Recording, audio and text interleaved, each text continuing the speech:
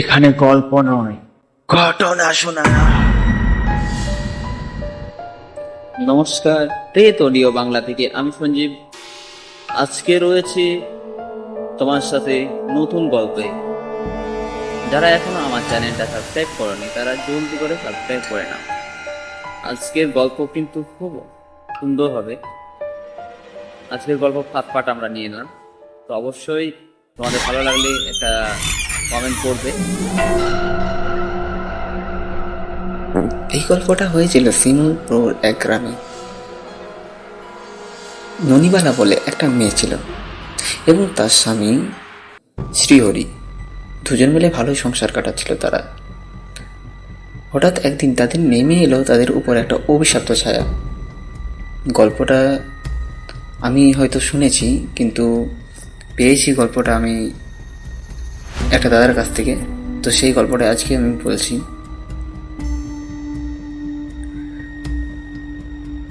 তখন সময়টা ছিল 2006 কি 7। আমরা তো ঠিক জানতাম না। তো আমাকে দাদা হঠাৎ এই গল্পটা বলে উঠলো। ঠিক আছে, আমি সত্যিই জানি না এই গল্পের ব্যাপারে। তো শ্রীহরি হঠাৎ তার একটা ছোট্ট কাজের জন্য শহরে গেছিল। গ্রামের মানুষ শহরে আর কি জানাবে।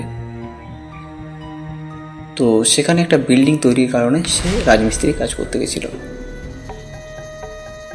সেখানে আর কি হেল্পার, তো বড় বড় ইঞ্জিনিয়ার থেকে আর কি সাথে থাকতো আর কি। সে হঠাৎ তার পরের দিনে একটা লোক মারা যায়। জানি না সে কি ঘটনা না হয়েছে। যে ইঞ্জিনিয়ার ছিল, সিভিল ইঞ্জিনিয়ার, সে সবাইকে কাজ থামায় যে তোমরা কাজগুলো বন্ধ করে দাও, আজকে আর কোনো কাজ হবে না, আজকে এই পর্যন্তই আমরা কাজ করব। বেশ, তাই সবাই কাজ ফাজ ছেড়ে বাড়ি চলে যায়।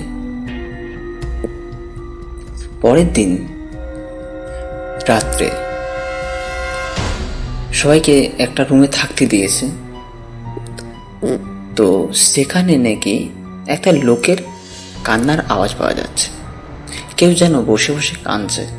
তো গল্পটা সত্যি কথা বলতে মানে পুরোটা জানি না, যেটুকু জানি সেটুকুই বলবো। লোকটা কাঁদছিল। হঠাৎ একটা মিস্ত্রি, তার ঘুম ভেঙে যায় তার কান্নার আওয়াজে। সে বিল্ডিংয়ের উপর থেকে দেখতে যায় যে লোকটা কে। দেখে যে অমিত, যে মারা গেছে। সে বিল্ডিংয়ের নিচে এক কোনায় বসে বসে কাঁদছে। তার বুকের রক্ত জল হয়ে যায়। তার শরীরটা ঠান্ডাতে হিম হয়ে গেছিল। সে যে তাদের প্রত্যেকজন কর্মচারী থেকে রাখবে, তারও সেটা উপায় ছিল না। তার মুখটা মনে হচ্ছে কেউ বন্ধ করে রেখে দিয়েছে। তারপর সকালবেলায় তার একটা হাত কাটা এবং তার দেহটা আধ খাওয়া অবস্থায় বিল্ডিংয়ের ওপরে পাওয়া গেছিল। জানে না এখন পর্যন্ত ঘটনাটা কি। তারপর আর কাউকে দেখা যায়নি। তো আজকে ছিল এই ছোট্ট গল্প, কারণ এর বেশি তার আমি জানি না সত্যি কথা বলতে। ওটা যেইটুকু জানি সেইটুকু আর কি বললাম, কারণ এর বেশি আমার কাছে সত্যি কথা বলতে কোনো জানা ছিল না।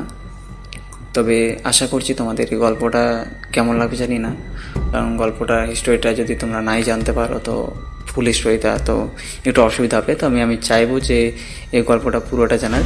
ঠিক আছে, তো এখন দেখছো মনের পর ইউটিউব থেকে সঞ্জীবের ভয়েস আজ আমার ভয়েসই করলাম।